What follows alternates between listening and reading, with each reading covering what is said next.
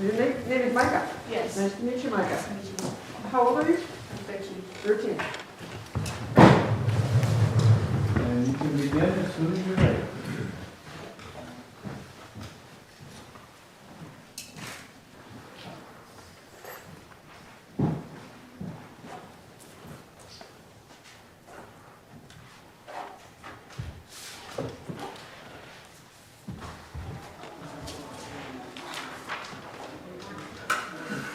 Oh, thank you.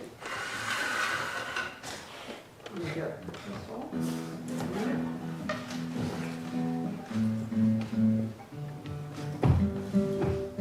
And where do you live? I live in San Jose, California. Huh. So who do you study with? With Robert Miller. They have some pretty amazing students out there. What did they feed you all?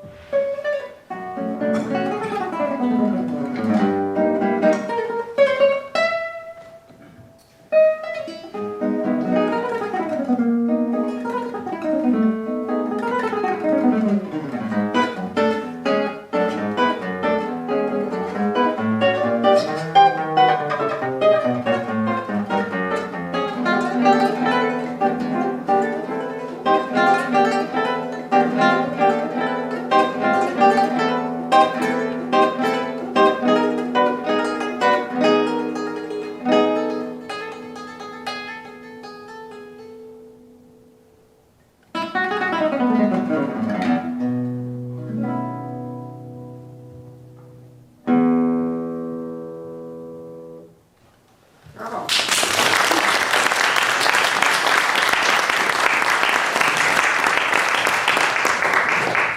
We have a wonderful feeling for the piece, great rhythm, phrasing.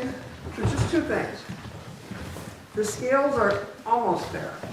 They need to be a little cleaner and totally even, so we'll work on that. And then a very simple thing to fix, which is there are maybe about 4 held notes where you do vibrato. Just continue the vibrato to the end of the note. So let's try that one first, 'cause that's really easy.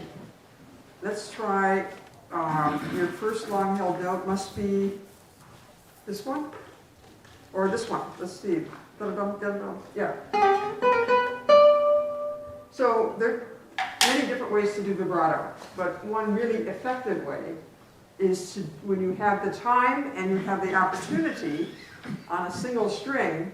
Can everybody understand me through the mask? Good. Yeah. Yay. To use what we call a multi-finger vibrato. So let me just show you what that is, because it enriches it. It's vibrato that brings soul to your music. Otherwise, it can be a little bit four-square. So how much vibrato you use, of course, depends on the context. But having the ability to choose different kinds of vibrato is what gives you, as an artist, a bigger capacity for expression.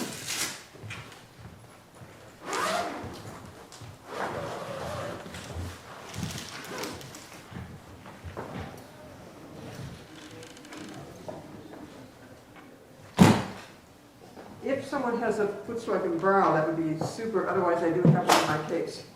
Yay, we have a footstool, I'll let you bring it up there. Don't forget to take it back.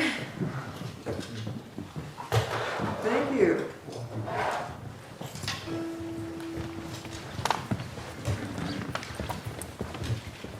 So, when you're up here, right? So let's do a little experiment. Show me how you do that one note. Okay, so what he's doing is this, right? Now watch what happens when I add successive fingers to that note.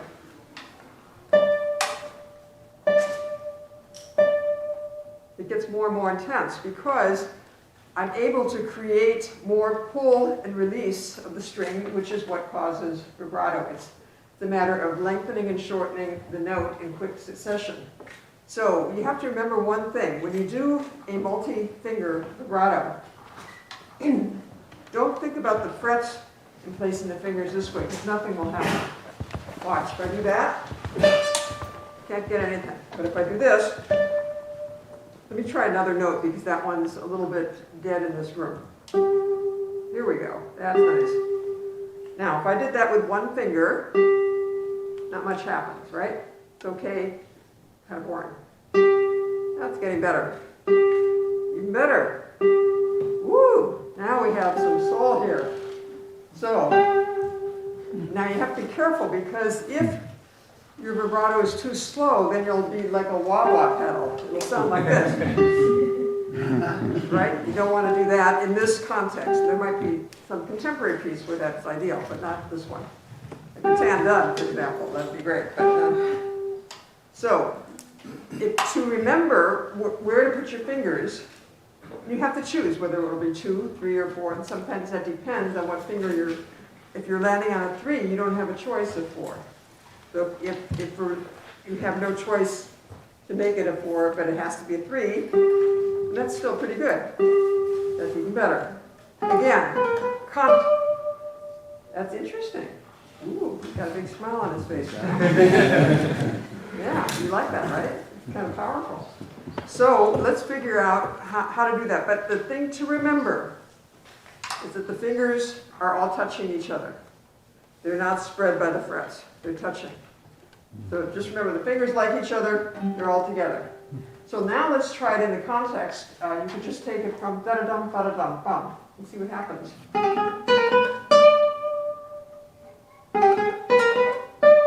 That was a nice one, because it didn't start too slow. Sometimes you can start with nothing and do the quick vibrato. You have to experiment. Here it's better, I think, to get right into it. Try it again. Nice. And your hand will still be relaxed. So even though there's an intensity going on, and also the thing to remember, I release my thumb. Because if my thumb is on the back, it's harder to get the vibrato. I don't put the thumb somewhere else. I mean, it doesn't migrate off to space, but it just, let's do an experiment. Let me go back to this one here. If my thumb is still on the back, if my thumb is not, what happens? Back? No back. I have more power to change the string. So thinking about that, I couldn't see what you did, so I don't know what you did, but maybe you instinctively did it that way. My thumb was on my back. Okay. Nice. Good. Now that might be slightly too intense, or it might be just right, or it might be good for one of the times you do it. You'll have to see the context, and you can always modify that. Now you have that power. You know, you've just given you a superpower. Okay, let's take a look at another spot. Let's see, what about this one?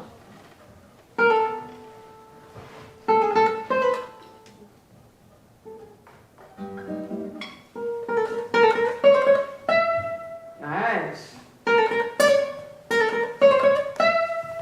Yeah.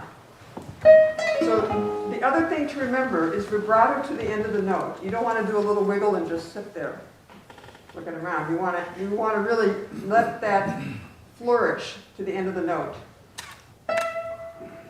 Right, and it's possible that it can relax as the decay of sound happens. You have to experiment with that. Let's try that one more time, and then go on to the next note. Nice. So now you sound like a singer who's actually continuing the vibrato to the end of the note. You couldn't imagine a singer doing a little wiggle and then just sitting there. It wouldn't quite work. All right, let's take a look at the next spot. So that was 1, 2, and let's see. How about this one? What happens here?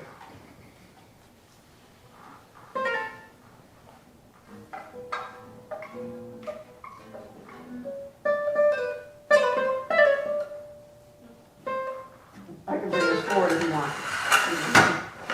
In your neck. You're not part owl, right? You're not part owl.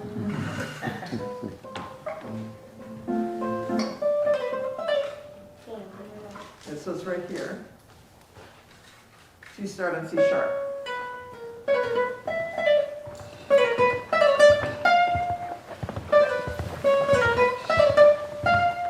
Nice. Wow. Very cool. What do you think about this new superpower? Yeah, I like it better. Good.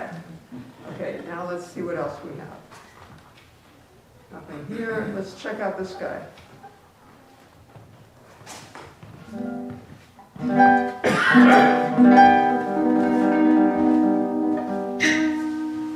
Nice. And that is one for sure you want a vibrato to the end of the note. So when we do that, let's see how you then start the next phrase.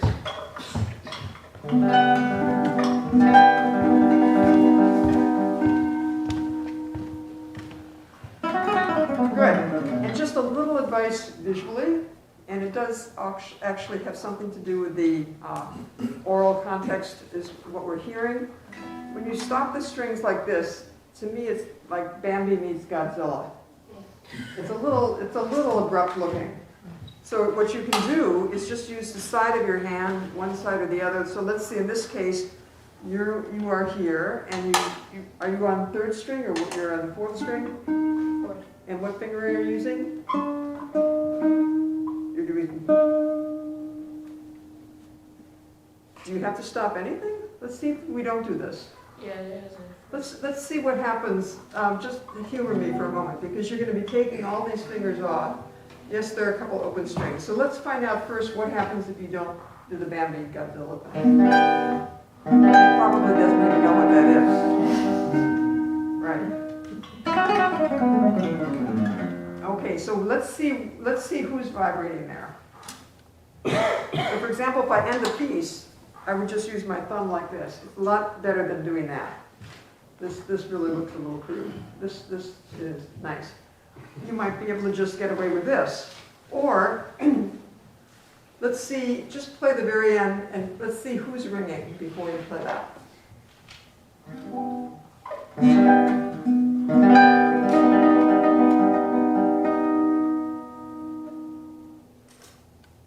Well, they all stopped.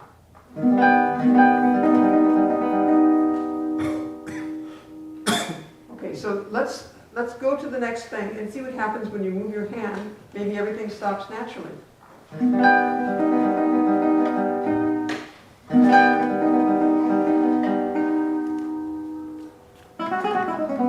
That's good. If you needed to stop sympathetic vibrations, you could do the edge of the thumb like this. And just before you do that.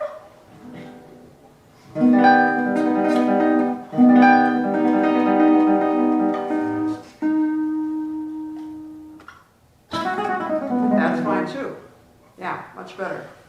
Good. Let's see if there are any other held notes. It looks like that is the same as something we had before, or not? Yes, it's Where is it that we had it before? here.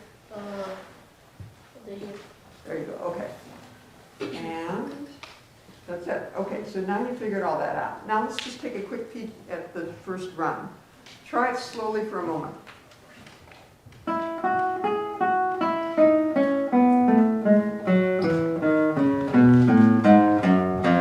And now try it a little faster. Good. Now a little faster. So something happens that was a little unstable. Did you hear it? Okay, the beginning was really good. The end had a little instability. That was perfect. Yes.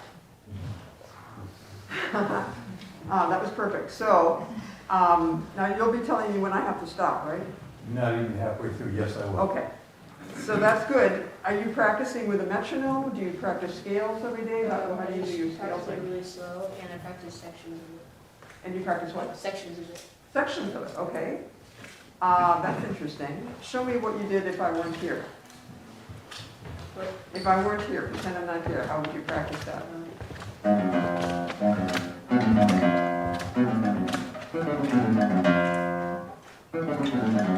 Okay, it's not, it's unpredictable. So some of them are perfect and some of them are not. So you have to refine your hearing so that you only accept the really perfect ones, because you are what you practice, right? So if what the general rule is, don't increase the tempo beyond which it is perfect. If you get to a particular tempo, it's great, and then the next one, it messes up a little bit, you have to go back and then work your way up to the next one. But only advance in tempo when it's perfect. And if you're practicing in sections, and 3 out of the 4 sections are good, don't keep going on. You have to fix the one that wasn't good. So let's try that again. See what happens if you hyper acuity your ear.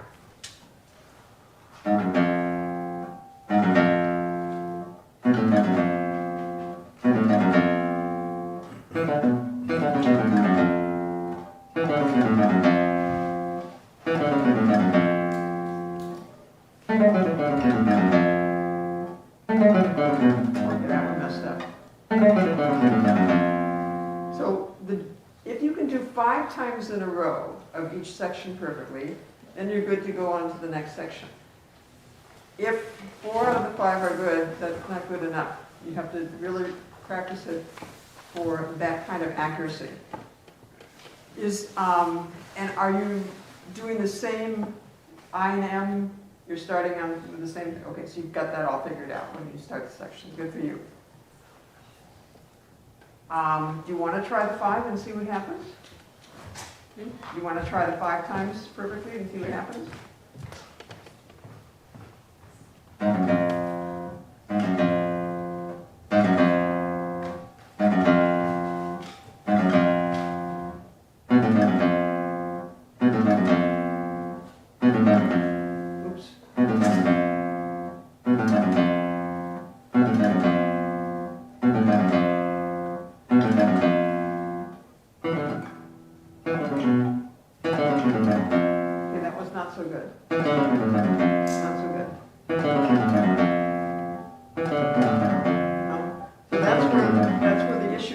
Right there.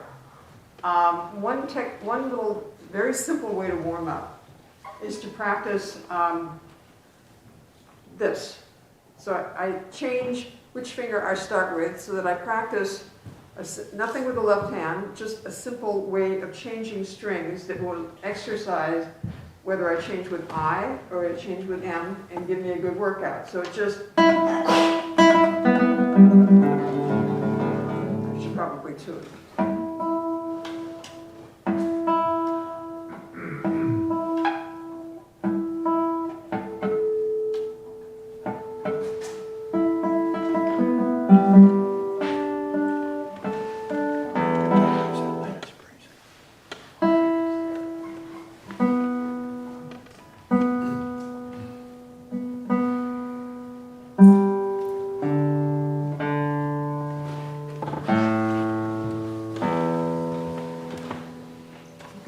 So the idea is I'm doing triple meter, 1, 2, 3, not 4, because 1, 2, 3 means each time it's going to switch with a different finger.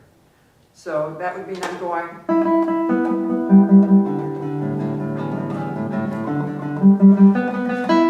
Then instead of starting with I, I'll start with M and give the opposite workout. Then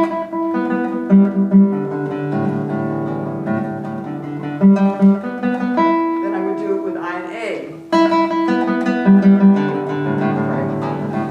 And then A. So first do it slowly and then do it as fast as you can do it.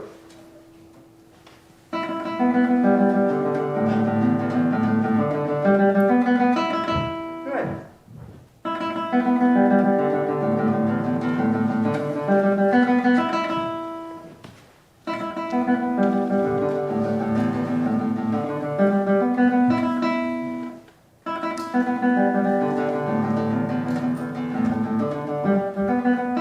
So let's do that one again. The others were really good. This one started to get uneven.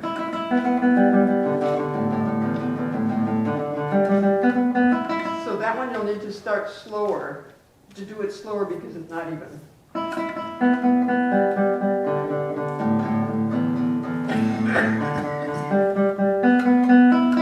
Good. So once you get that even, you work it up to a fast tempo. You can use a metronome to increase the tempo. And again, advance the metronome only when it's perfect at the tempo you just finished. That may help issues going on here with the scales, because some of them are right on, some of them get uneven. But you're so talented, you have such facility, it makes sense to do it really 100%, right? And if you're a doctor doing surgery, you don't want to do 80%. Patient dies. So, any questions that you have? Your idea of doing sections is very good. That's smart. And starting from the end is very good also. Is there And use the 5-time rule. If it's 5 times perfect, then you go to the next section. Okay. Is there anything I can improve on for this last section? Then you can improvise or add? Improve. Improve. Okay, let's hear it again.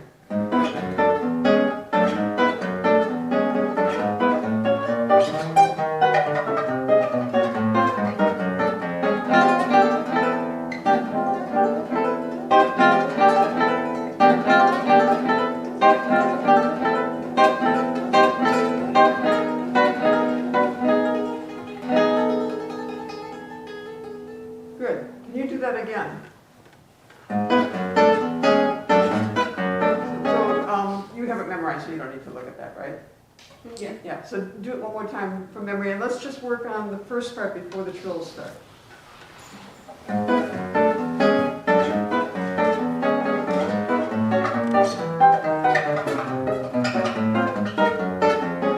how do you feel about that? How do you That feel? wasn't clean. Huh? That wasn't clean. No. So let's take it slower, because again, if you can do it slowly, that means you're training your fingers left and right hand to go where they need to go.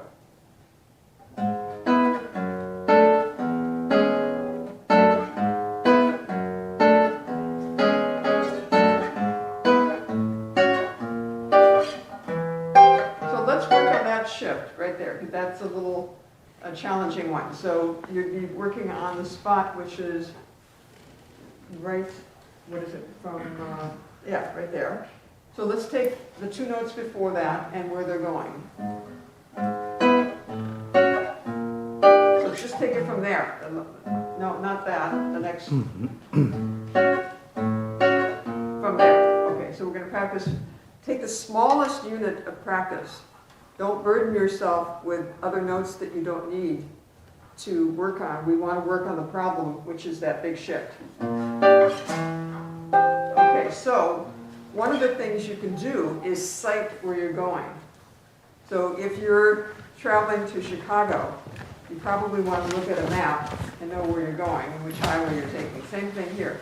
You can, it's not quite the same, but if you look with your eyes in advance of where you're going, as opposed to, whoops, I'm here and whoops, I missed it, then you are actually pointing in, zeroing in on your target before you go there. So let's take, again, that last chord, and then take a look where you're going before you go there. Wow, that was a big, enormous fix. I just gave you another superpower. That was really cool.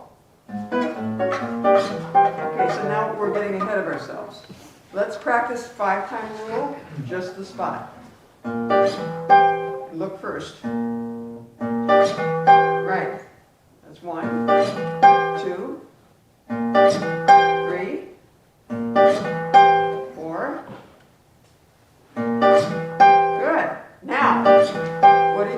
suggest? Add notes. Right, so let's add the chord that's right before that. Good.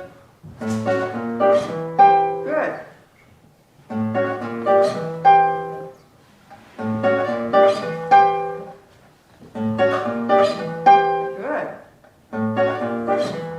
Excellent. So now let's add another chord. Good,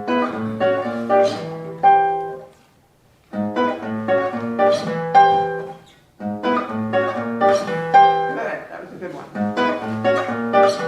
Excellent. Right.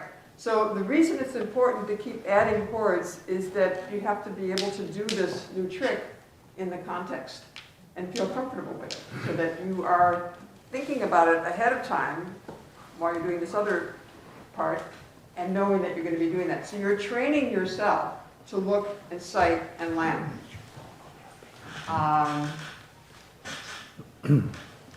That wasn't the only issue in that section. So let's take it from the beginning for a moment at a moderate tempo.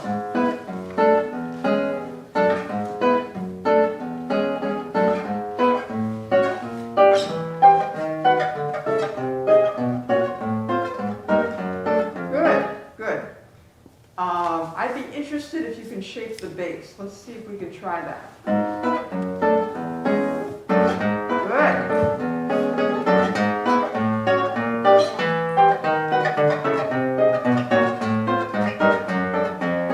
A plus. I didn't even have to tell him anything except shape the bass, and he knew exactly what I was talking about. I'm very impressed. How did you know what I was talking about?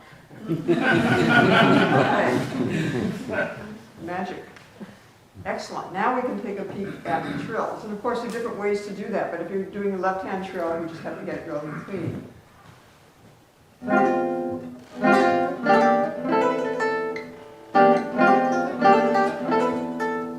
So it's a little unpredictable right now. So the hammer on is the hard part. So let's try it slowly for a moment and see if you can exaggerate the hammer on.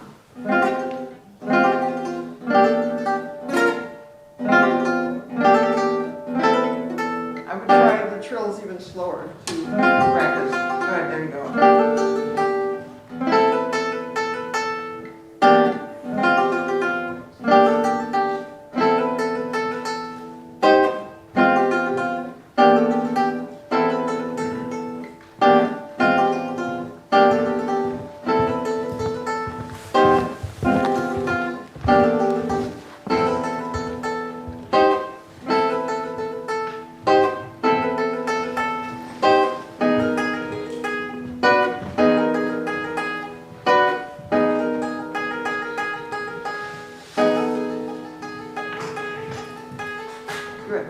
Until that very last one, you're lucky because everything is the same pattern. So let's make a little exercise out of it. One of the things that you can always do when there's a problem spot is turn it into your own handmade, self-made exercise. So in this case, you could go, let's try going in this direction because the frets get wider. So just do the pattern and make sure that, let's just see, if you can exaggerate with a knock, the hammer on, then you'll change it. You'll train it. Right.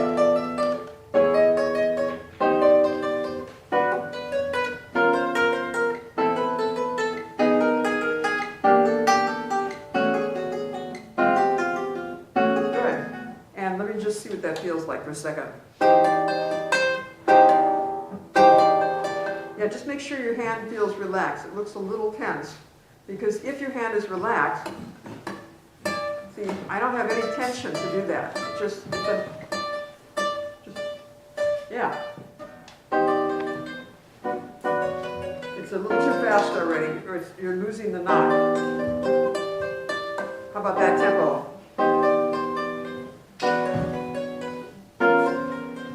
So let me see what it feels like for a second. Yeah. I don't have to use my head. So if you're nodding with your head, that means there's some tension involved. Good. Excellent. Does that feel more relaxed?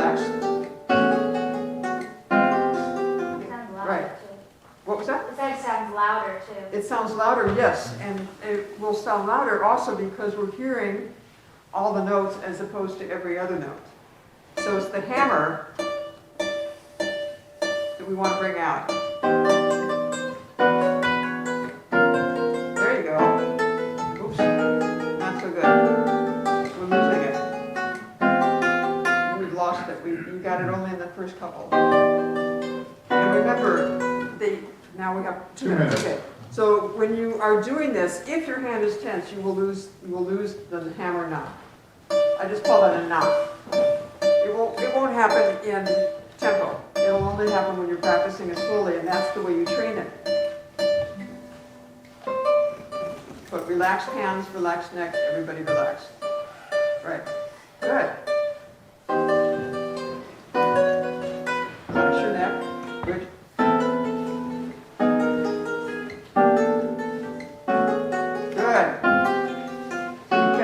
Consistently. So I would do that exercise. The reason it's good to create an exercise is that it's like doing your pliés if you're a ballerina.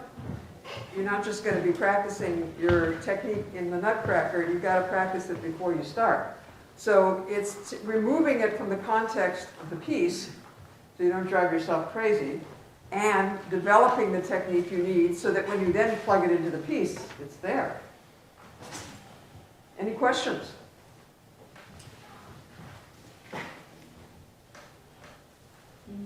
No. Thank you very much. Thank you. Thank you.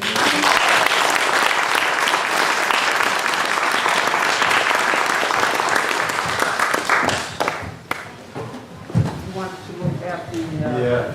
So the next person... There's Penelope for us. Hi, Penelope. Hi. And Penelope was a finalist of the Senior Youth Division competition this year.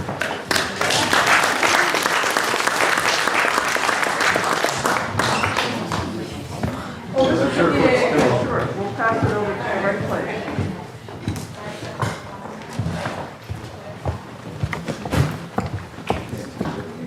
Yeah, that's fine. So she is playing Paganini Sonata in E, Opus 3, number 6. I should have those memorized, especially. Great. You know better. Where are you based? Are you in Brooklyn? And are you in what schooling at this moment? I'm graduating high school right now, and I'm going to be attending Peabody. Oh, nice.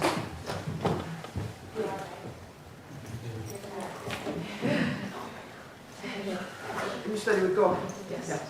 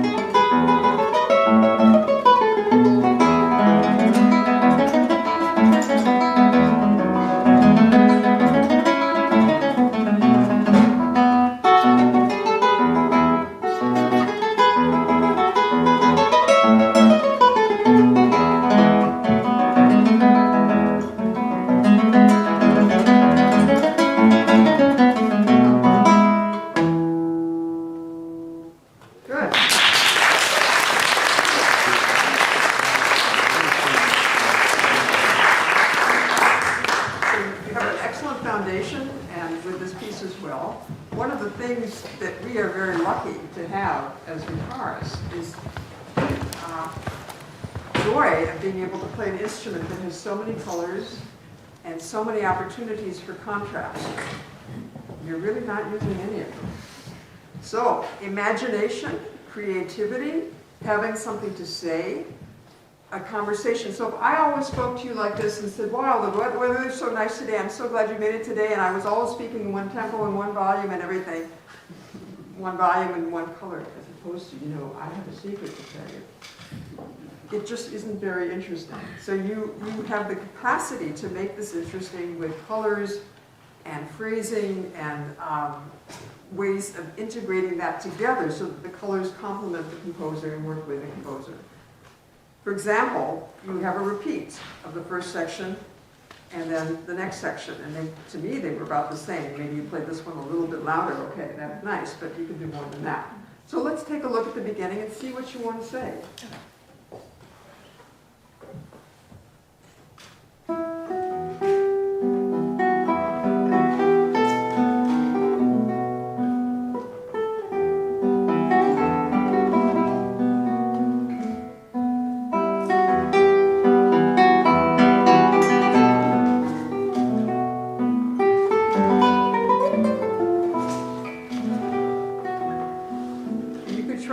Tiny tenuto on this high D, da-da-dee-da-da-dum, like a singer would do.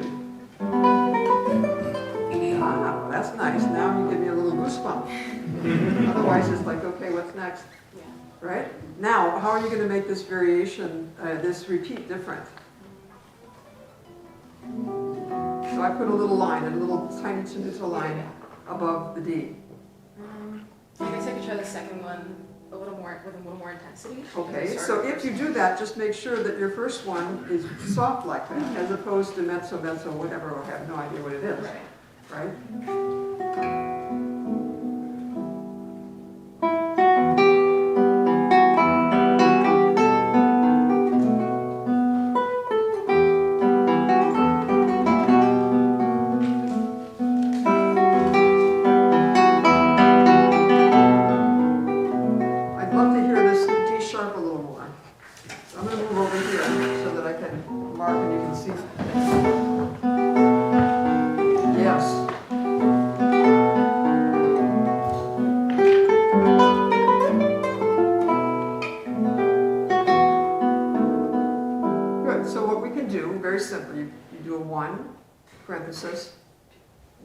It's between piano and mezzo piano the first time. 2, it's on the way to mezzo forte, right?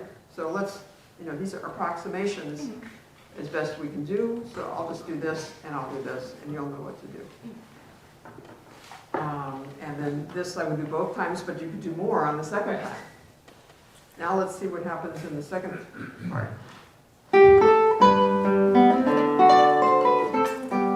One more time.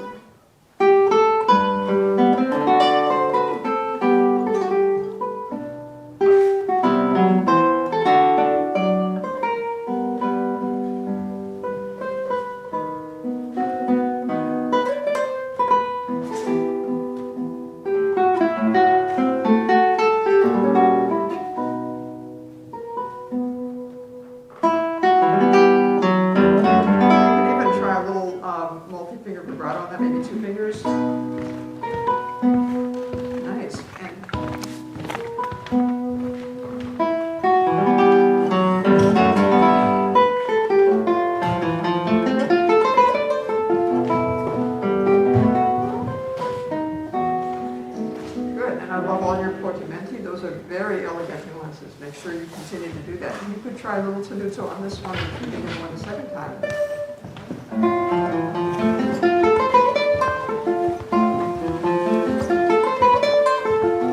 Good, and you might even be able to portamento between your third finger and your fourth to do that. Let's try just take 4, 3, 4 and see what we have to do with that. Okay.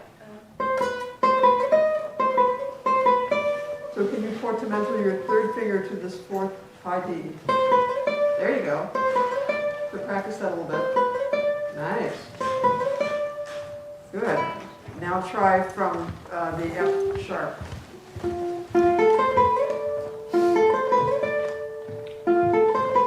Good, and now try both groups of 4. Nice. And we might as well go to the downbeat here. Nice. So I'm going to add a little portamento here. I've added a little tenuto there.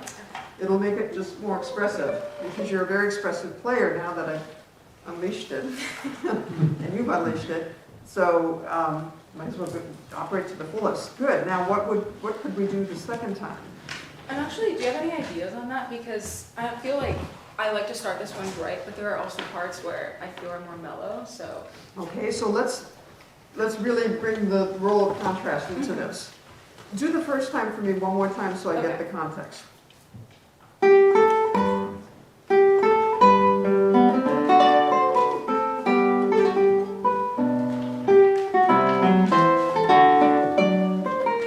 And can I just see you do from here to there?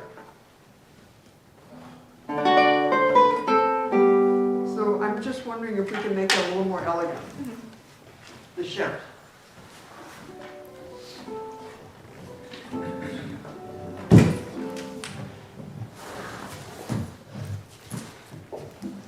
So, you are doing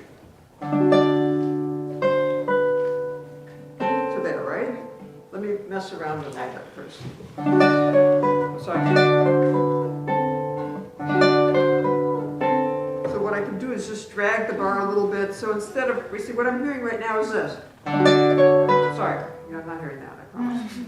That's what I'm hearing, which isn't really very elegant. yeah.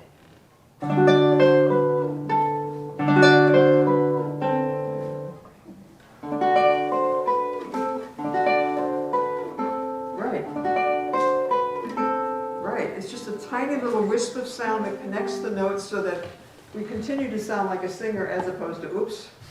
Now we're making a guitar thing. So I'll write legato here and portamento.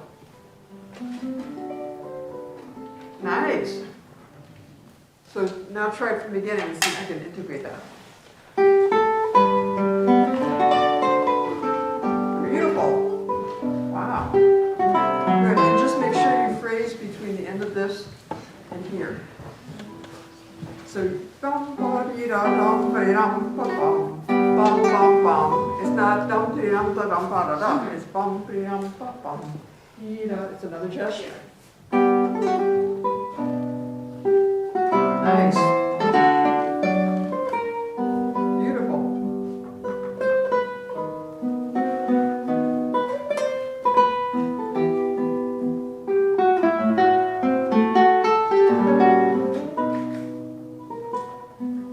You could try that 2-finger vibrato.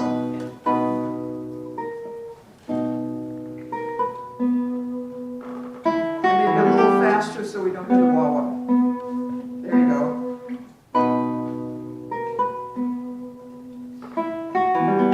Nice.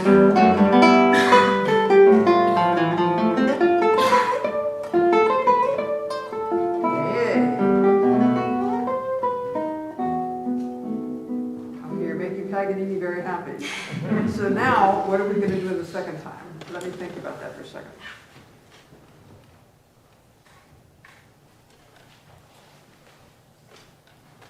So the first time, how do you play this? Because it just ended. I kind of ease into it. Okay, so you're doing that. Yeah. I'm trying to figure out. There is, I don't know that there's really any opportunity for Ponticello here. Let me think some more.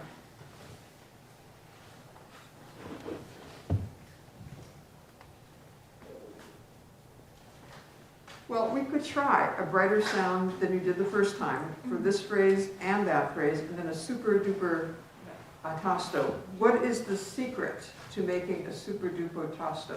Do you know? No, I know. I bet you do. I mean, I think that the softest point is around like the half, fourth. half Yeah. the length of the note. So if this is the note here, then it would be there, and if this is the note here, then it would be here. Just count the number of frets, that should work out. So for fun, let's just try what the super duper tosto would be right there. From the beginning or from It would be just from right here. around here? Yeah.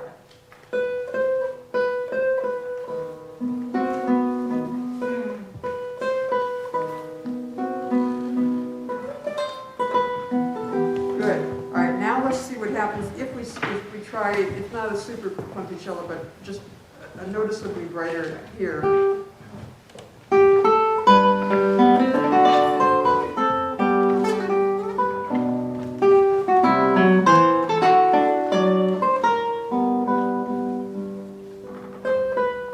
Right, and what would happen if not only did you do a super pasta, which we're a little bit limited in that it's already up high, but we're doing the best we can. What if you also made it double piano?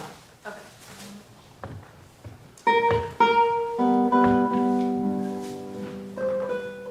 Yeah.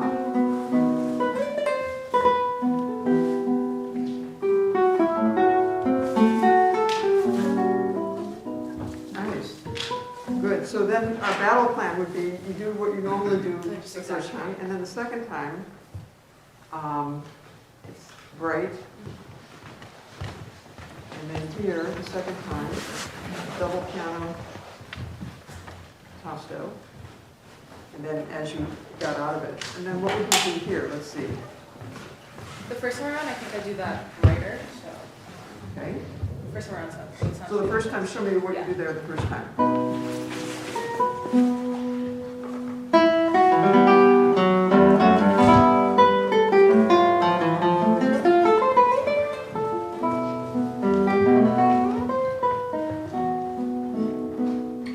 So for me to know, that might be what we do the second time too. Let's pretend now this is the second time, so we're doing the brighter first two parts of the phrase. Well, what if it were even brighter than that a little bit?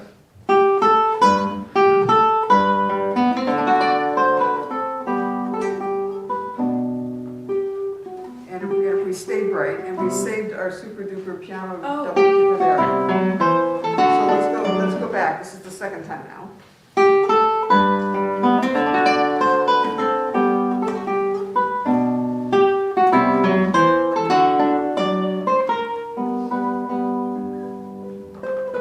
And before you start this, make sure this second time you take a breath and you really phrase this. I didn't quite hear the phrase here either. So let's go back. You'll phrase it here. Color is nice. And then here, it's like you get very, very intimate, and it's like almost like a whisper. It's something very special happening. You have to make music special. So I'll start.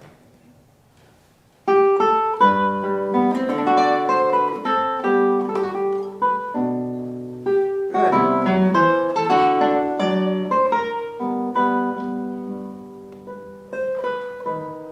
Now, could you make that super duper tosto? Ooh, okay, show everybody the difference between this and this.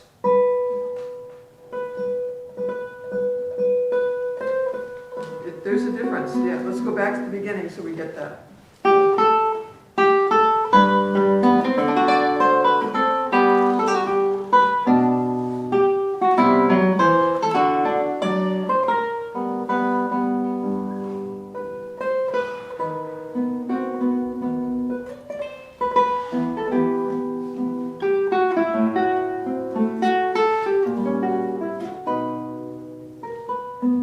So let's try an experiment and keep this double piano pretty much all the way through here. A little shaping there, but staying in the double piano range. So let's try it just from here. Think of a whisper and something, you're having a vision.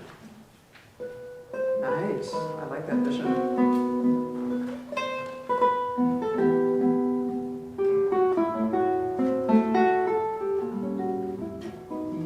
Right. get stronger.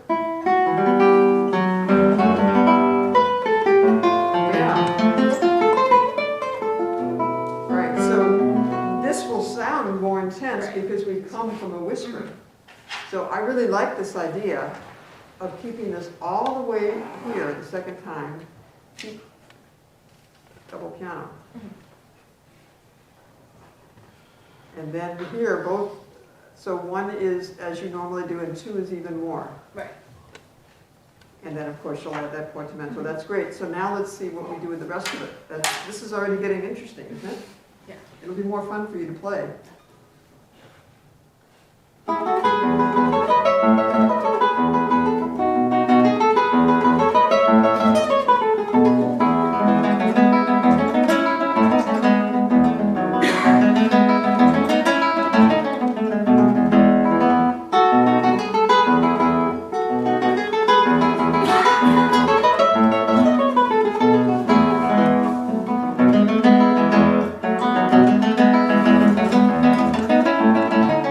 Okay, this one we can have a lot of fun with colors. So I'll just identify some of the spots.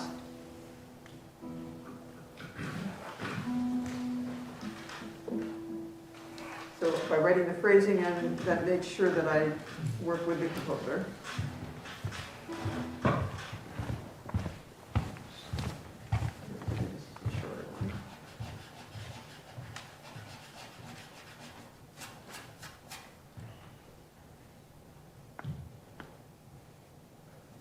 Okay, so now, let's go back to the beginning.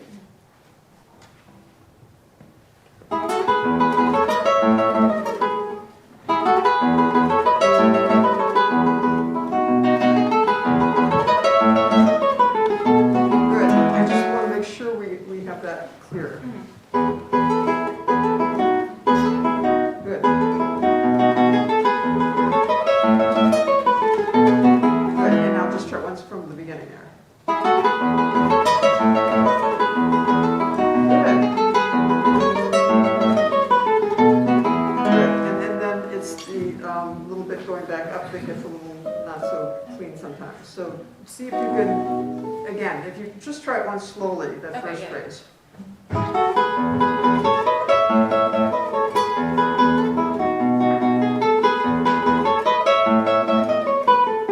Okay, can I just see how you do this one? Da, da, da, dee, da, da, where's that? Is it going back? Right, it's right here.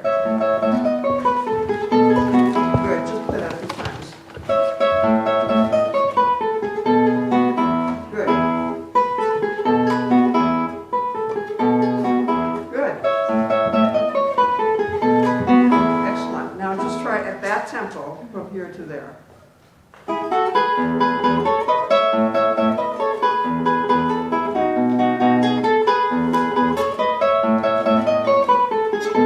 Good. So you'll just work that up so that you have the confidence that it will always be that beautiful and clean.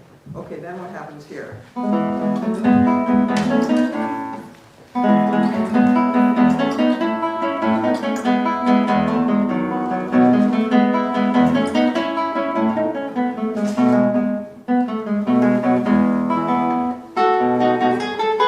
Okay, so now here's an opportunity we can do a real quick color change here. Let's try Ponticello.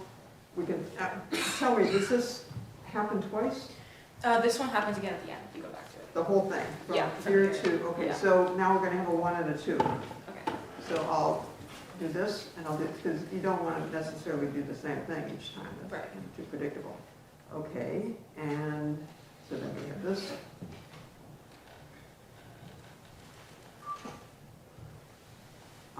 So let's take it once from here.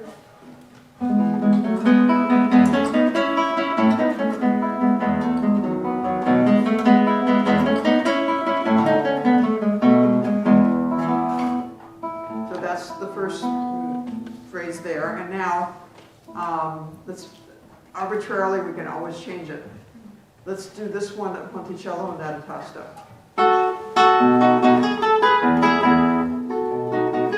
Good. Now a real Ponticello, what would that sound like? Probably brighter. It's not about better, it's just either Right. more punticello or Yeah. less, what would a real punticello be? So you want to get closer to the bridge and your nails will be perpendicular to the string when they straighten out at an angle. There you go. Nice. And then you can go here back to your louder body. So, and we're going to change this around the first and second time. So let's try punticello this time. Okay. The second time.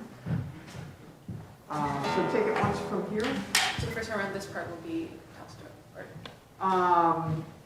I need to get the context one Okay. more time from here.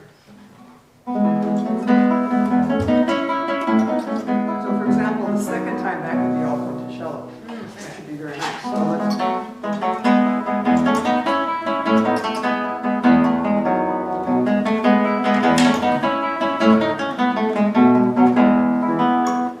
Then it'd be natural here. Cello. Yeah. And then you would go back to natural. Now we're getting some interesting things happening. So I don't know yet if this is the first time or the second time. That takes time to figure out. But let's continue this for one of those times. So let's go back to your punticello here. This will be natural. Uh-huh.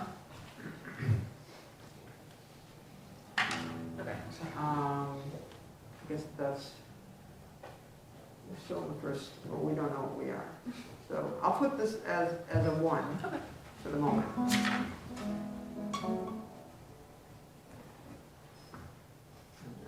Okay, so one more time, from punticello here.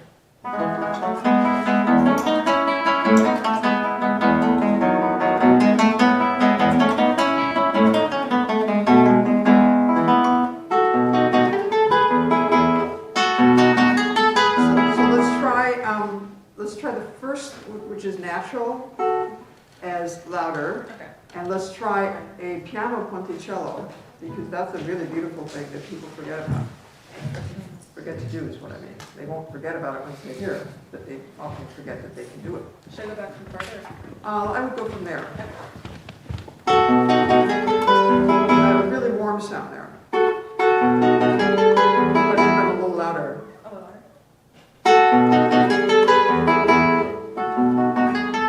Nice. And then you have to go back to natural here. Should it be a gradual thing or should it be a... No, it should be right at the Okay. start.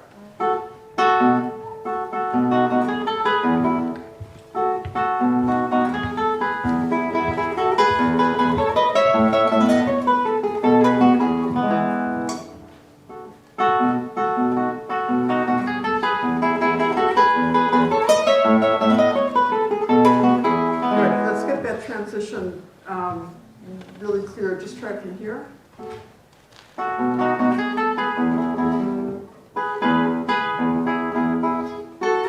So we have to make sure that your natural starts on this G, right?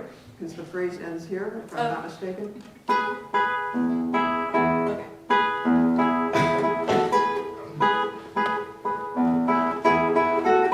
Right, so your new phrase starts here. So let's take it super slowly. You'll take a little breath here so that you phrase it. Okay. Take it once more from there.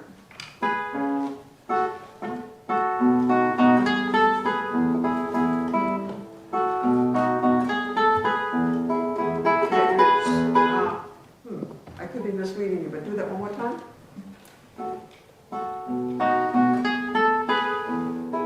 No, you're misleading me.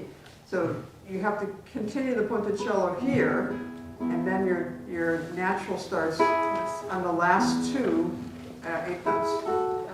Because these are the pickup to the next phrase.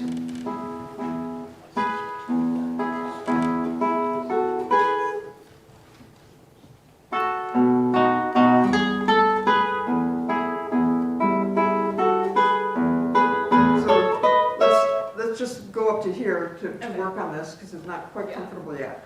2 minutes. 2 minutes? Yes, that's it. Wow. Because it's like if I'm telling you, I just just saw the most beautiful picture today. What? I just saw the most beautiful picture today. And I'm going to tell you about it tomorrow. As opposed to, I just saw the most beautiful picture today. I'm going to tell you about it tomorrow. It doesn't make any sense. So your dynamics, your colors, your expression, all have to work with the phrasing of the composer. It's honoring that. Right. And then you can experiment with doing the opposites the second time. That'll make it very interesting. Then you have to decide what you're going to do here. So let's pretend this is one of those 2 times. So ponticello here, natural forte there, piano ponticello here, natural here, and that goes all the way there. And then let's see what we have here. So should I do it I don't know. from the first time around? Whatever time this was, we just did. Okay. Let's call it the first time, because we don't know what it's going to be.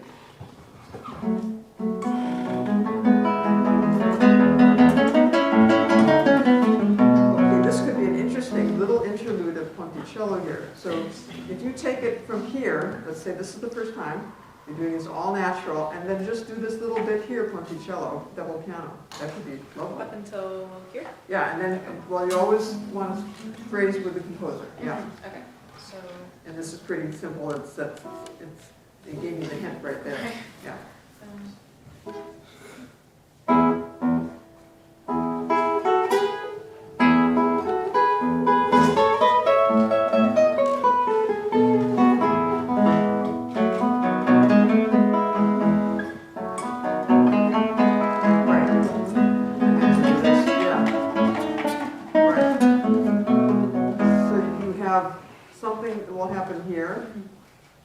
Something that will happen here, probably the opposite each time. So if this is natural, you could do that ponticello and that tasto, or you could do that ponticello and that tasto and that ponticello. You know, all of those are possible, and just write it down. I do the 1 and the 2, and you figure it out. Good. I think we have to stop, right? Excellent. So this gives you an idea of how to make a piece interesting. Beautiful, and you're going to love it. You're going to sound fantastic. Thank you so much. You're very welcome.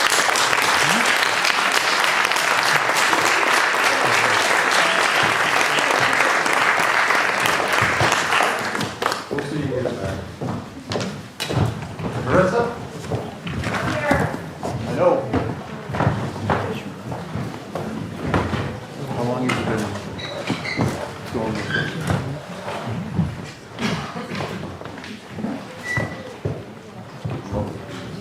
Hi. Marissa Sardo. Marissa today will play Leo Brouwer, Pasaje Cubano con Campagna.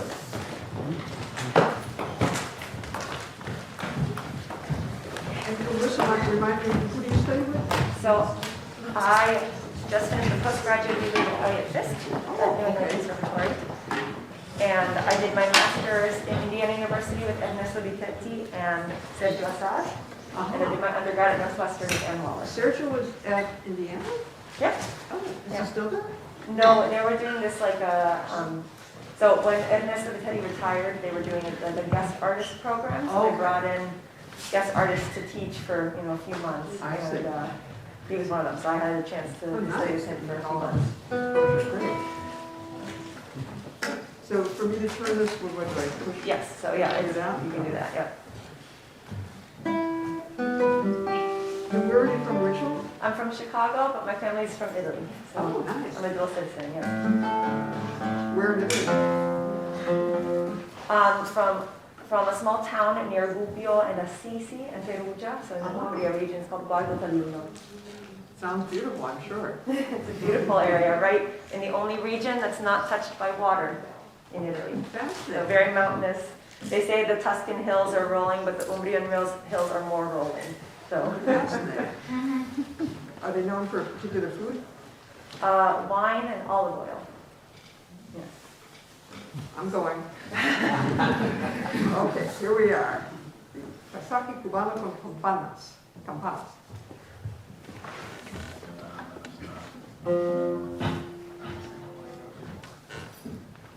So you don't need this, right? No, no, no.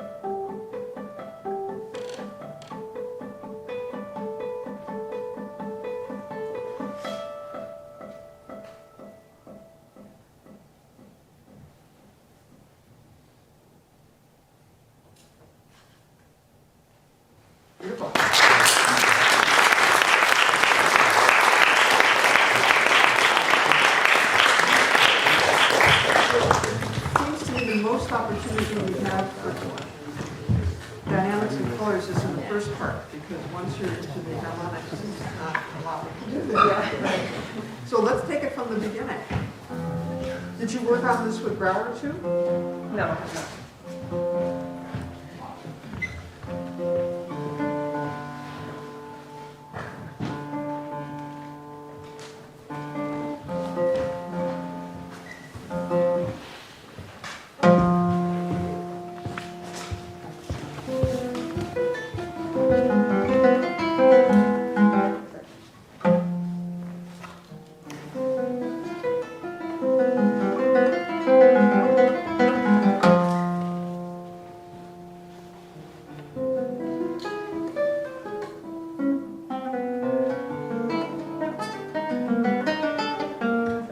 So it looks like his only dynamic marking in this first part is right at the end. Let's just try the last little bit going to the harmonic.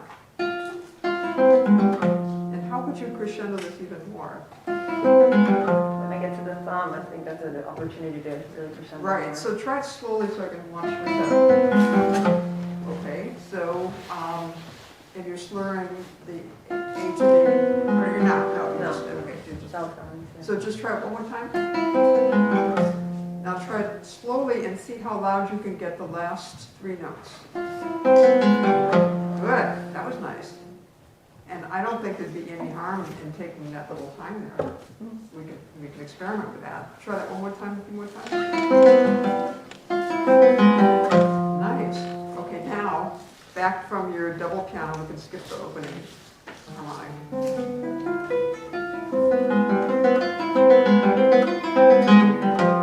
So, looks to me like this all stays double piano.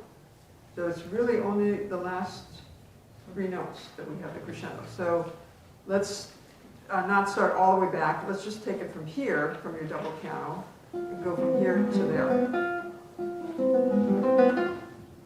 And try slowly so they get used to it.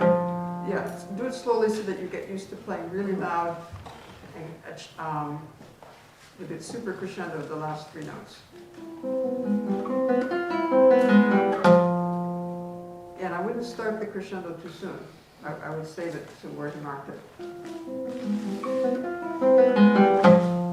And can you make more with your thumb on that A?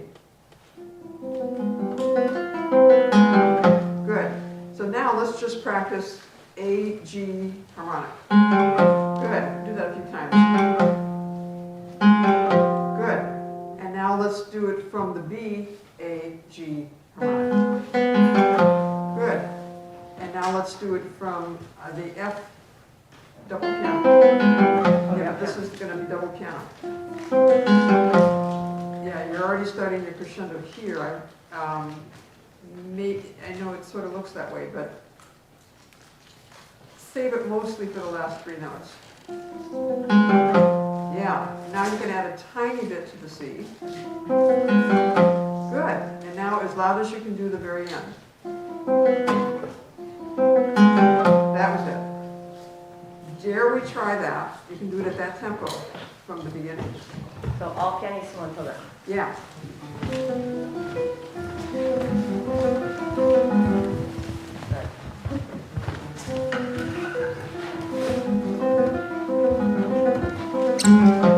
Nice. All right, that's what I think he really wants. And because all this right before is a murmuring kind of a whisper. So with Brower, you can almost find the clues to what he wants us to do, because he's pretty specific about it. All right, so that's that, and then what happens here?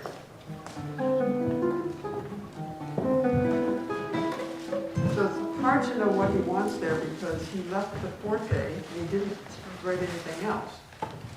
Maybe we should try this forte and see. I mean, unless you know something I don't know. I saw this as kind of similar to this first section here, so I did think they crescendoed again, but I thought there was definitely like a crescendo as we're also speeding up into the fortissimo there. Did he record this in any of his albums? Brower himself, I don't know. Yeah, That I don't that know. would be a clue for us. Because sometimes with publications, dynamic marking is missing, or he doesn't want us to leave forte. Let's just see. I mean, you could be totally right, and I don't know. What would happen if this stayed loud? Can I try from here just to Yeah. connect it?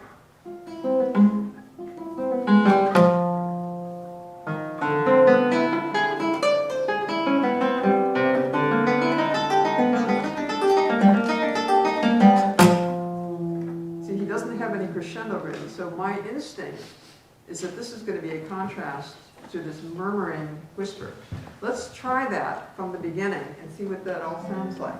So you'll do your crescendo there, you'll stay strong, and see if that makes sense. I'm going a little slower because I'm cold. It's cold in Or you this can go hall. slow as you want, yeah.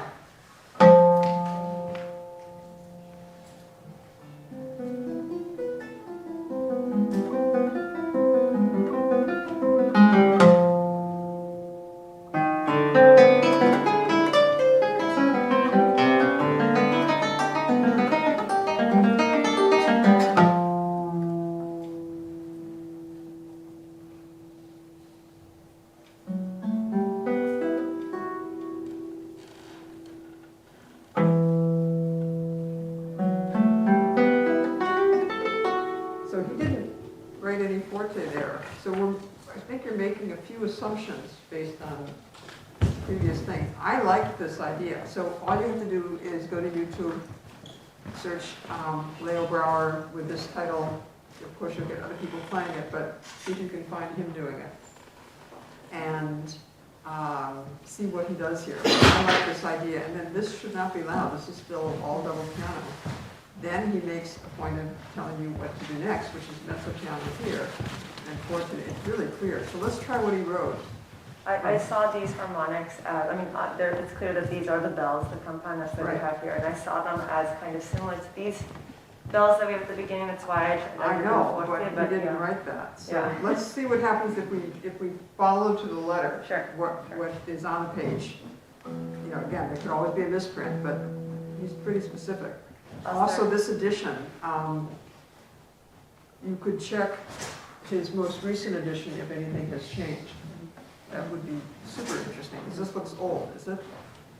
Yeah, I think this is the So his wife has reintroduced all of his material on their own publishing company. Check it out, see if there's anything different here. Okay, let's pretend now that we're following what he wrote.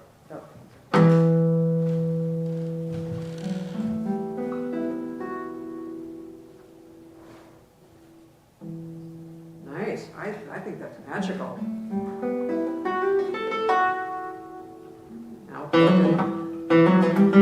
Now he writes piano. So this is tricky because he has a mezzo forte for 2 notes and then piano with a crescendo. So let's just try it from here and then we'll back up a moment. Good, and now let's take it from here, just see. Let's take it from here. And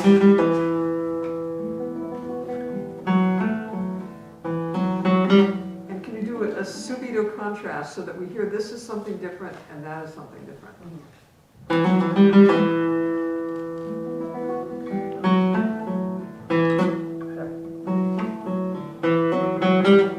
Yeah, and I wouldn't accent this E because it starts from nothing going crescendo. So just try this little bit here.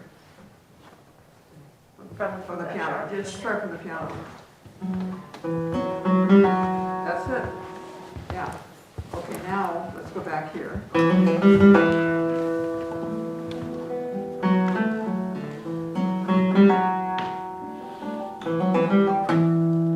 And it seems to me this all stays double piano.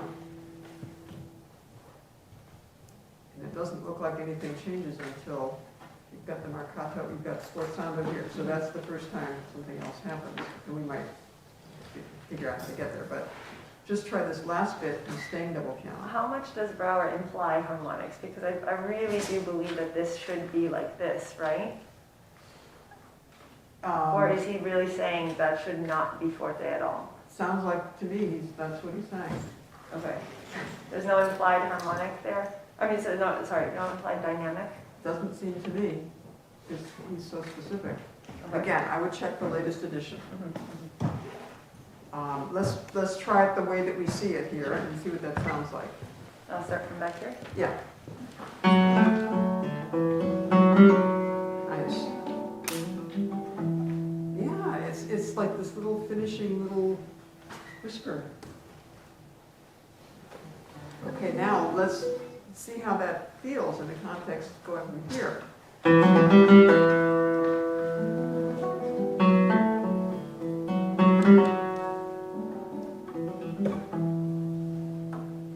And just make sure this is super clear. How are you doing that? Can you get more of a hammer on? Right, so even though you're double piano, you're still clarity. That was perfect. Now, it would seem that we're supposed to stay double piano here, like we did at the beginning, until this chord. Let's try it, see what happens.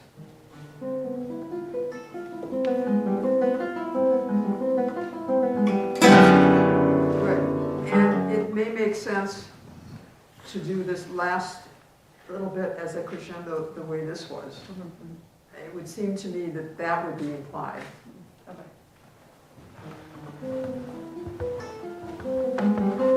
Sorry.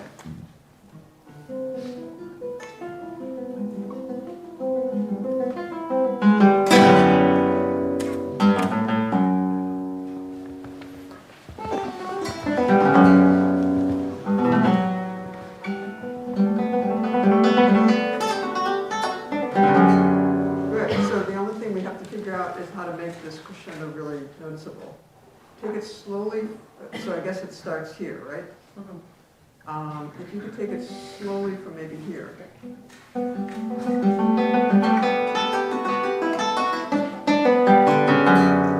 how are you doing that? I'm going to watch your hand.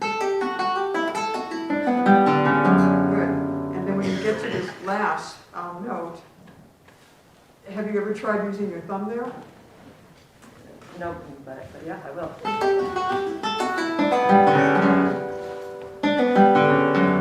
I don't know if it's the answer, but let's just take it from the eye, and we'll try both ways and see which allows you to get the most forte, because he wrote forte on the F sharp. Looks like that's the way for you to do it. Okay. So no harm in trying, though. So let's check it from here. Excellent. Okay, that's great. And then keep going. I'm just going to see what happens here. So, okay, it's very clear that he wants this to stay loud. So let's take it from there and see what happens if we do that.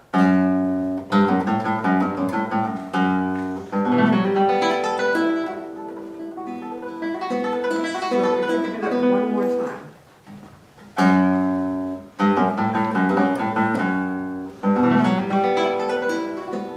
So it looks like the subito piano is here, not there.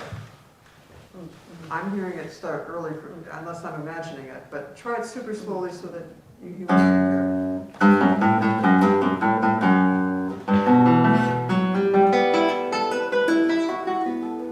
Right, and don't take crescendo here, just do your subito piano here. So why don't you try it maybe from here? And I would just play both of those bits loud. Right, because for us to hear a piano, what has to happen? Right, you have to hear the contrast that comes before that. And in this case, if you dilute that over here, this won't be as effective. And he wrote piano, subito, and then crescendo. So because you're doing this 4 times, right? Is it piano subito or is it subito crescendo? I think it's piano, subito, and then crescendo. So let's try this here slowly, loud. Yeah, this got a little soft there.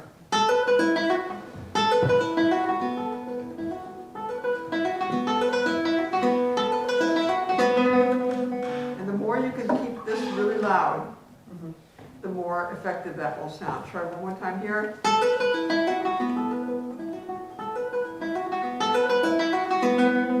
Good.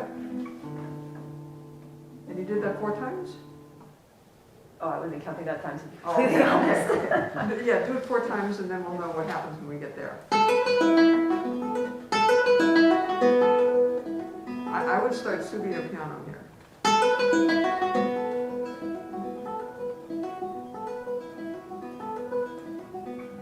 I can't tell you that I heard a crescendo in those 4 times, because you have to land double forte here.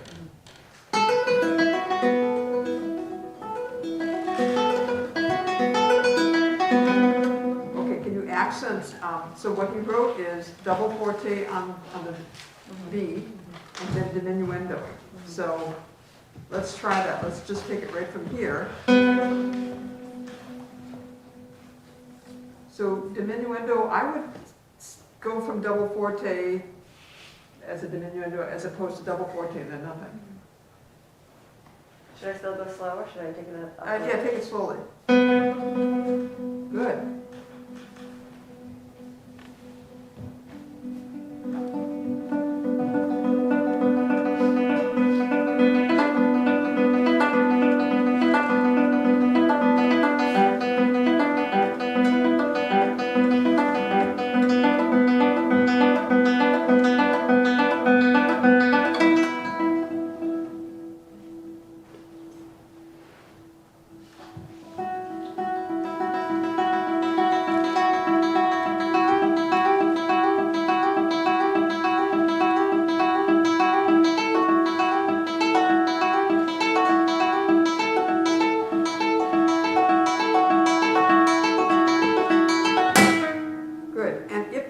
Tempo, let me just see what 63 is.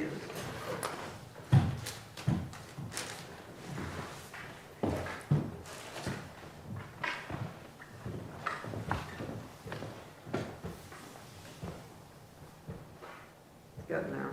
I'm sure there's a faster way, but I don't know how to do it. We're at 90. Getting there. Okay, here we are, 63. So that yeah, is a quarter, so slow. that's a quarter note, so 1, 2, 3, 4, 5, 6, so we have to get 8 notes in there?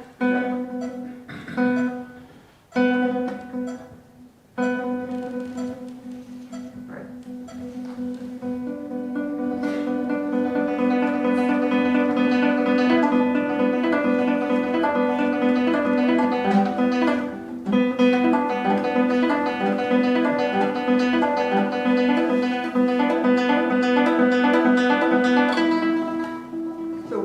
You can do with this is add some movement. This, in this case, it's not a subito. This is the phrase, and that's the change. You can gradually go to ponticello and back to tasto.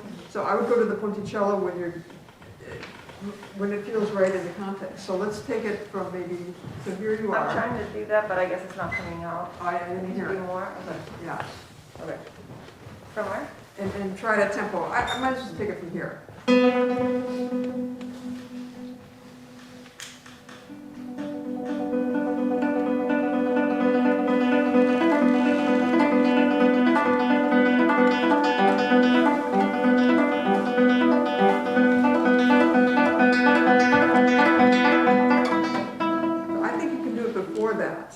So you could even, at some point in here, go to ponticello and back. Okay.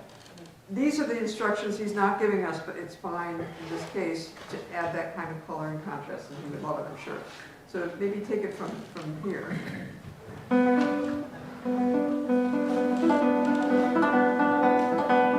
Nice, nice.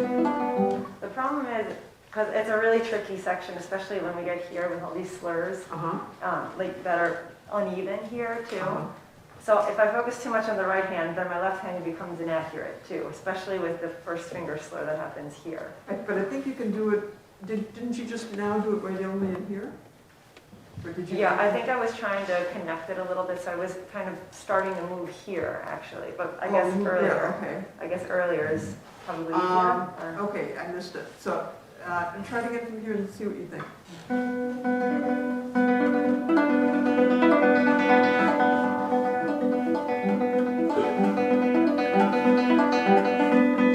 So you could do that. So let's just make this pronounced movement to ponticello, and then you're back to your natural here.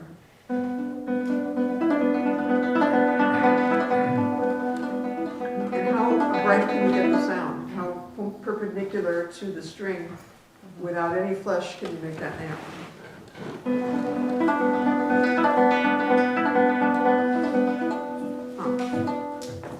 to play. Let me just play a note here. Can you get that kind of sound? There you go. That's a punticello. So let's just practice the punticello for a second. There you go. Right. So if you can get there in here and back, that could be pretty cool. Let's try that. Try slowly, because and stay there for a couple of beats, because otherwise we don't know that it happened. Yeah. Oh, that's really lovely. So That just would be go fun. there sooner and stay there. Get there longer. sooner, stay there a little longer, and then come back, because we've had a lot of natural sounds. We need something different. Okay, then you're here. Can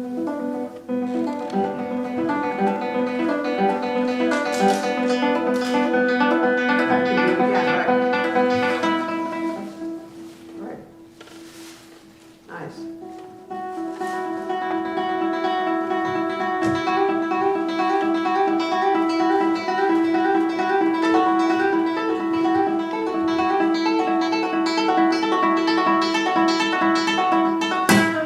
Nice, that works too. So here, why don't you start super tosto? Yeah.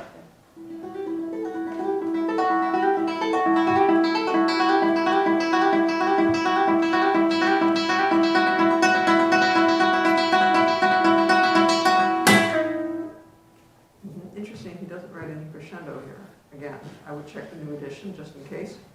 But you could try as something very different from all of this other, just try staying piano here in tosto. The whole time tasto too. Just for fun, try it. It's something different.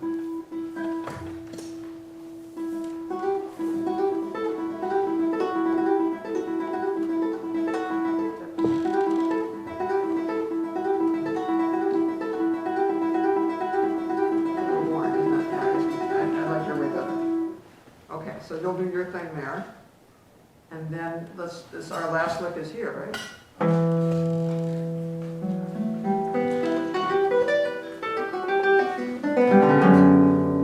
So how to get that crescendo? Let's just try the last bit here. Good, and how are you doing that? Oh, it's one of those, okay. And does it start, you have an I there, is it also there or not?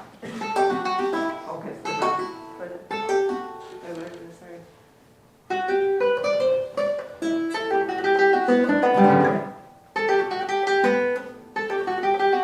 So, Dina, can you do that slow, where you started? I'll start right here on the 17th. Okay. Yeah.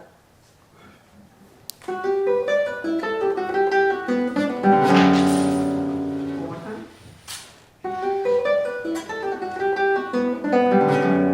Can you do rest stroke from the F sharp? Yeah, that'll be very effective. So now try it very slowly from here, doing that rest stroke. Sorry,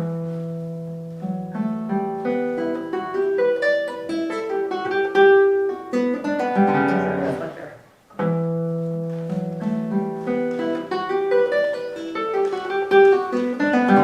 Now let's try something different. Try the rest stroke a little earlier from the A and see how that works. Just try it right from the A.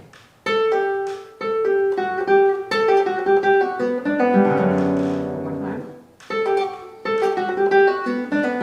Okay, now with that in mind, try it from here.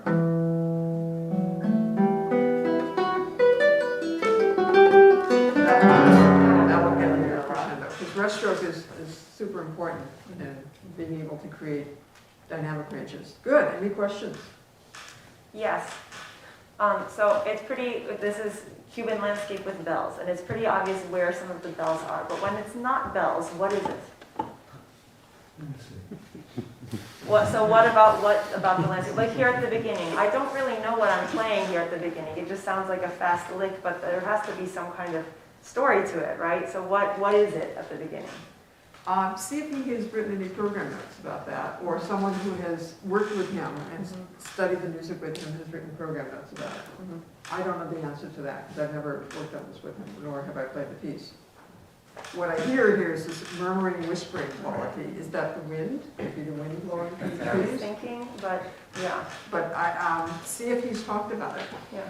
Marissa, is Renee's Kyoto still here? I'm not sure. I haven't Because seen he him. was here yesterday because of the trustee meeting.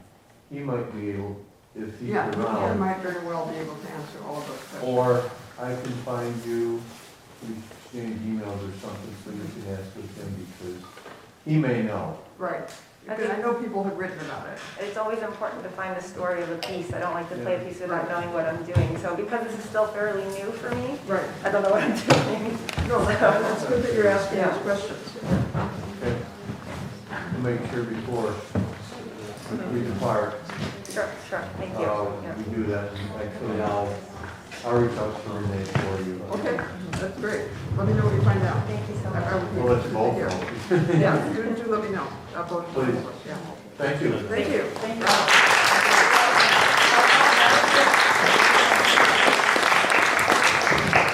You know what? Nope, he's ready. Our fourth student today for Sharon is Chinua Tenkupan. He's going to play Undercurrents by Frederick Hahn. Bye.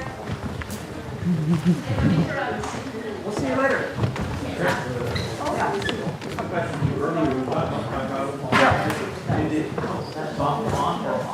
I use a thumb off. I mean, there could be some times where it's lightly touching. But everything has its own context. But generally you'll find if you release the pressure and it's just hovering as opposed to pressing and touching, then you'll get more effect. Hi, how are you? Yeah, I think Good. I'm excited to play for you. Thank you. When you're ready, come on. Do you live in, where do you live? I study in Austria, but I'm from Thailand. From Thailand, okay. Yeah, that's why my name is a bit long. No, I've heard about you for a long time, yeah. Oh, thank you so much. Is this your first GFA? It's my fourth time. Oh, it is? Yeah, fourth, and it was online, and last year I was in India. Mine. I'm just reading this here. Yeah, that's why I give this to you because it's not Thank you. exactly. Okay. Yeah.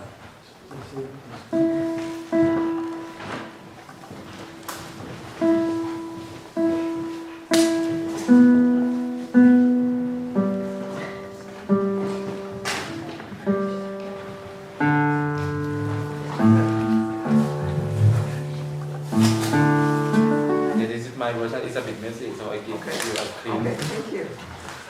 And who do you study with? With Edith, please. Oh, so you're in Boston. In Salzburg, in Oh, in Austria. Salzburg. Yeah, but I just finished. So. So how much time was he spending? Did he go every month?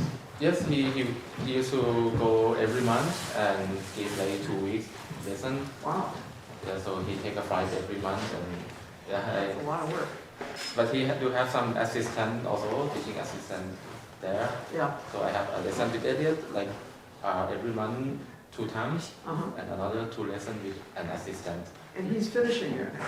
Yeah, he is retiring. I think it's going to be his last year. Right. This year, yeah. Right. And I also finished, so I am the last class. Ah, okay.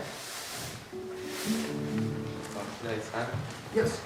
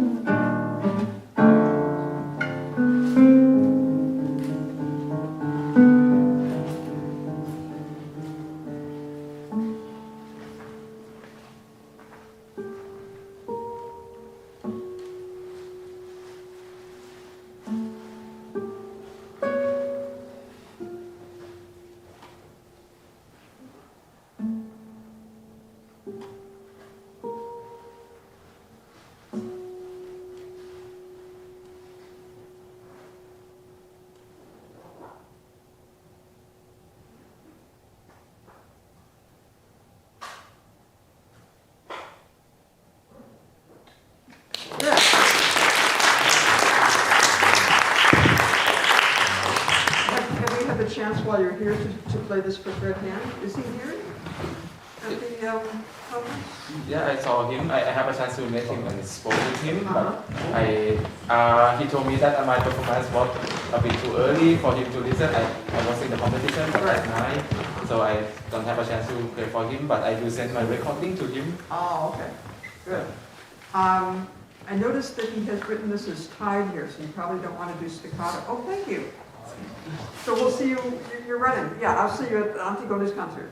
I'll get there as fast as I can. Okay. He just found out Solo Duo opened the session, so you'll be able to see Antigone in her entirety. So let's see what the strings are. Oh, the polish, more polished strings. Yeah, I'm using these fabulous Savarez polished basses, which are Cantiga, so that when you're making a recording or using a microphone, you don't squeak. And I use 4, 5, 6, or I use 4 and 5, and then I use an older 6 Cantiga. Yeah, thank you. This is great.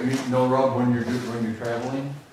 Very little, very little. And if they wear in a little bit and they last forever, I mean, I can keep mine on for months. I shouldn't tell him that because he changed the formula to make people buy more. Then I'll wait for you to leave before. Parce que si on ne change pas les cordes, alors on gagne pas d'argent.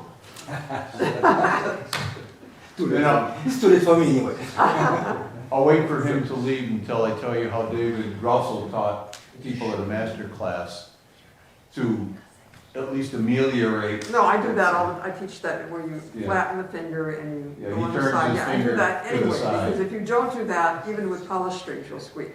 So it's just a matter of totally silent, doing that, plus having hollow strings or some squeaks if you don't have hollow strings, and you do that. You have to do that. Yes? Excuse me, what exactly is that model of string? What is the model? Yeah, like, what's it called? It's Savarez what? It's Savarez Contiga. They Okay. come in high tension blue or regular tension red, Okay. and they're poly, polished. Okay. Okay. It's really amazing. Sounds good to me. I mean, now, I thought I would just, oh, come on, hi. I thought I would just use them for recording, but now I use them for everything. This is always So they last very long as I agree. You will hear just a little nice. Okay, you got till 2 o'clock to get up. and sing it. Yeah, I will see it. Well, we'll have No problem. Thank you so much. Merci. Okay. So here we are. He has a tie here, so I wouldn't do staccato there. This one. Right, good. And then let's see what we can do, maybe vibrato this. Yeah, I think I It just was a very slow, I couldn't really hear because I did I try to be creative, but I'm not it. sure. Oh, so you're doing a harmonic there. I'm not sure if it's a good idea to do the harmonic, but I think I just try to be creative, something like unique. So you're doing harmonic here, here, and here? All three? I would love to do on F, but I cannot find the possibility, so I use only F. Okay. Okay, so that was, which one was that? This one, and then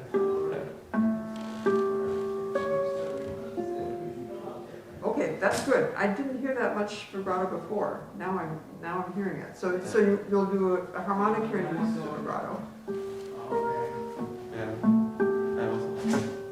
yeah, I'm also not sure. Like, That's nice. Yeah. should I make something like this, like to be creative, like? Yes, I would do them differently, which is interesting. I find. Good. Okay, let's go back to the beginning. Not the beginning. Let's go here. So I just want to check what the tempo is. Yeah, it's fast, and I just I think it should be faster, yeah? So let's just see what 76 is for fun. So what would that be?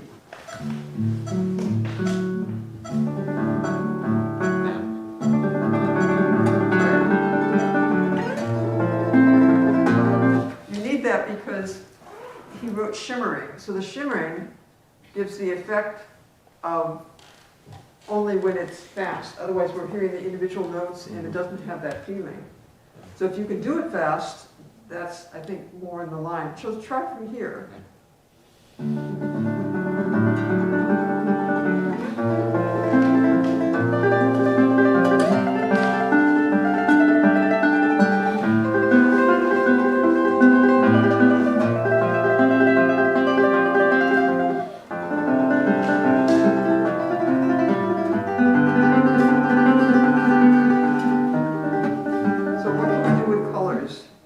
Let's try starting at super piano, super tasto.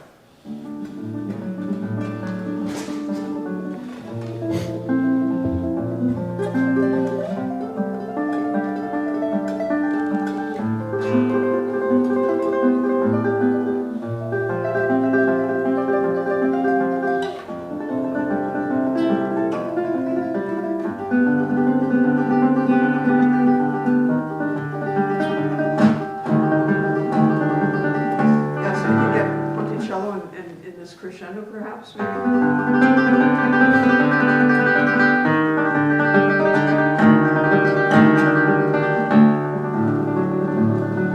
So this is piano, right? Yeah. So I would do what he wrote there.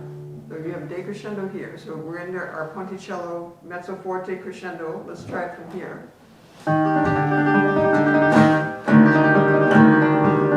And I would get into some ponticello there.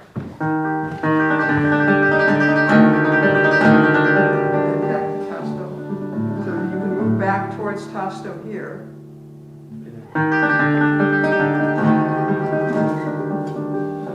Nice.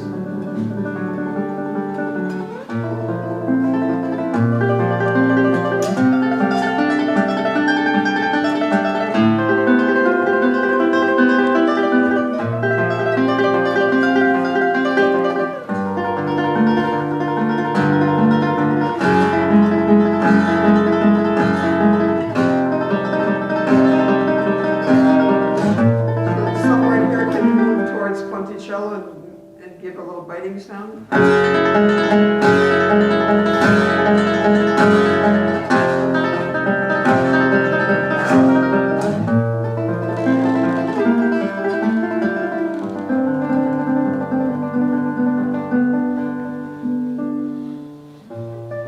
Good, now you're down.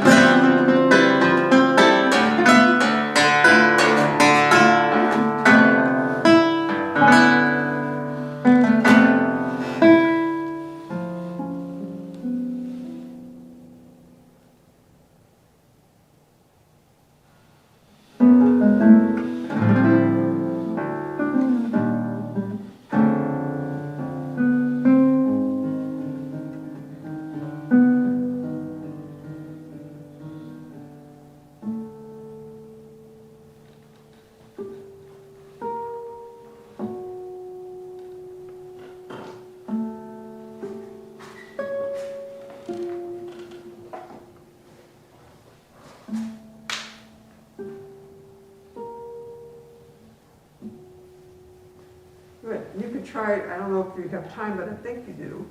Once you play this, go to the fourth A without playing and just vibrato with a bunch of fingers.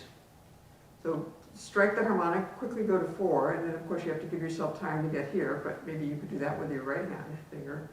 So just try that, so that you're playing the harmonic and you're creating a vibrato just by doing this.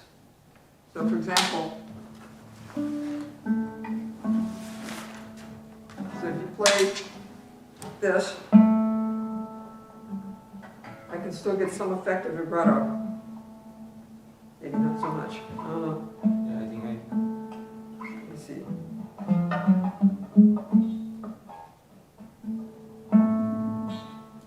Oh, here, this is interesting. See, if I do this,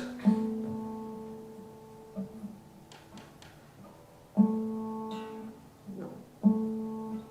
I don't want to make noise though. And then you have to be careful not to hit it. It probably won't work. Okay, so that works. Just try it, see if it works for you. Yeah. I'm not sure what it is. That makes too much noise if you do that. Yeah. That I hear. And there's a visual effect too. And then the question is, how do you play the next note? Yeah. That would be kind of special, don't you think? Yeah, I think so. Good. This is a new thing for me also to learn. Because I usually I do this, but yeah, this is maybe a new approach. Right, yeah. And you could try 4 or 3 and see what works better. And if you do more than one finger, you have to have them touching. The fingers touch, don't put them on the frets, but have them touch. Play together. Yeah. Yeah.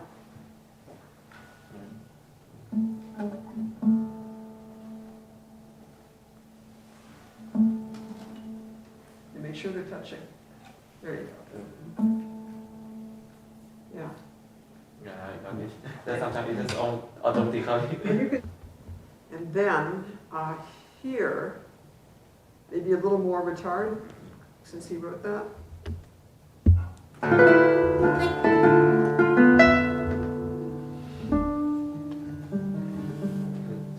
Oh, maybe try it from here.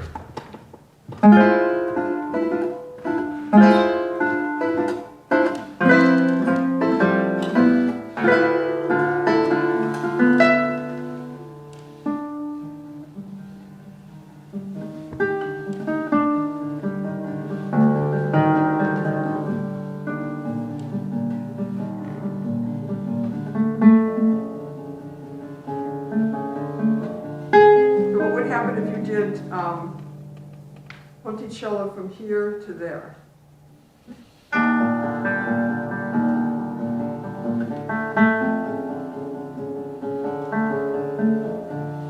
Yeah, good. Now, to show everybody what that would sound like, take it from here where it's natural.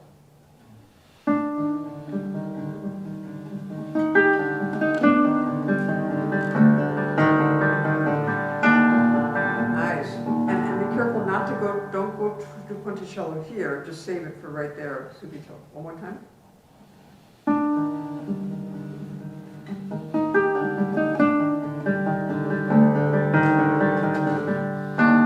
Nice.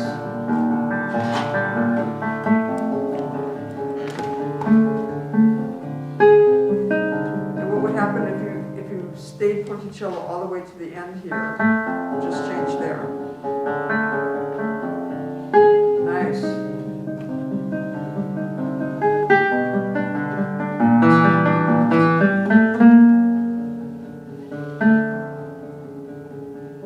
So I think the fact that he has written on the C sharp here and here, on the E flat there and there, a tenuto marking, can you just bring it out a little more and see what that would sound like? Not quite as much the second one. The first one, maybe a little bit less on the second one.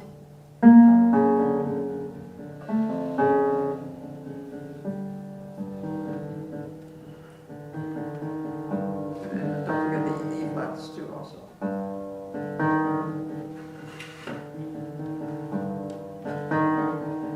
I think that's the idea, yeah. Because tenuto can mean various things. Making it longer or bringing it out more. It's not going to affect the articulation because this will be legato anyway. So let's try making it a little longer and see if that might be what he's looking for. And not the accent. Try now without the accent, just making it a little longer. That seems to be more compatible. And then he's got it again here. Right. Yeah. That makes more sense than accenting.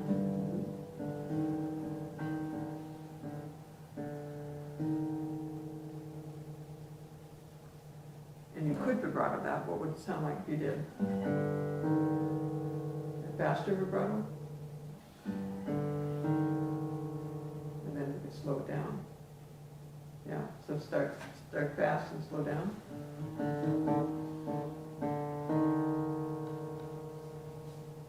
Interesting. Yeah. Good.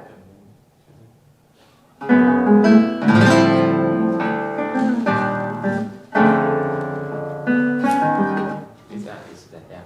There we are. Okay. So here we are.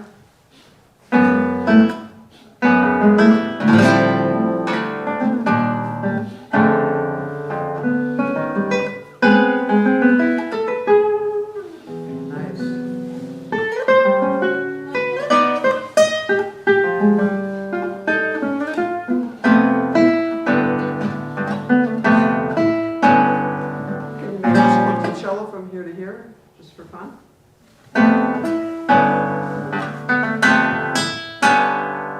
Yeah, this is forte, this is mezzo forte. Make this a little less volume than you just did. So here you are forte, natural. But make it ponticello. And make it a little louder than that. Now it's mezzo piano.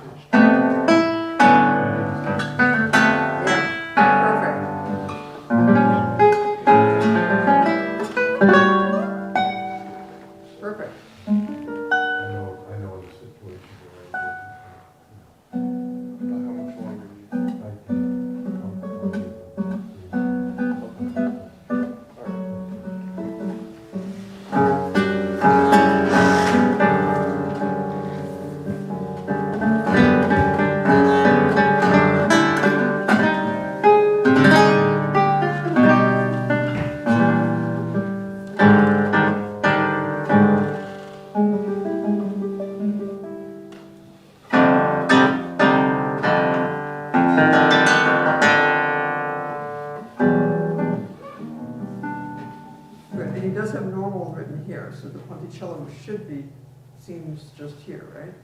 I think you've got ponticello there. Yeah.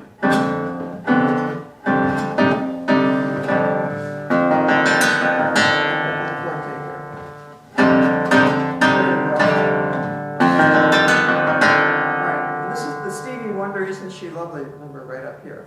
We have 3 minutes. Dee-da-da-dee-da. I just try to make it like a jazz group. So Yeah. I'm not it. Or should I play? Oh, the first one you just did, before this. Dee-da-da-da-da. You did, that's the one you did before. Yeah. Then, just now, you did two. The first of the two was very interesting, because you mixed legato with staccato. Do you remember it? I think you did da, da, then you did da, da. So you did, I think, legato here and then staccato there. Something like that. I like that. That's kind of cool. So look up Stevie Wonder, Isn't She Lovely on YouTube, and you'll see what I'm talking about. Stevie Wonder. Stevie Wonder, the song Isn't She Lovely, right there. What is the name of the song? Isn't she lovely? Isn't It's she- about his daughter. When his daughter was born, he was just so in love with her, and the song was a tribute to his daughter. We have to wrap it up. Okay, Yeah, thank you so much. thank you. Thank you very much. Thank you so much.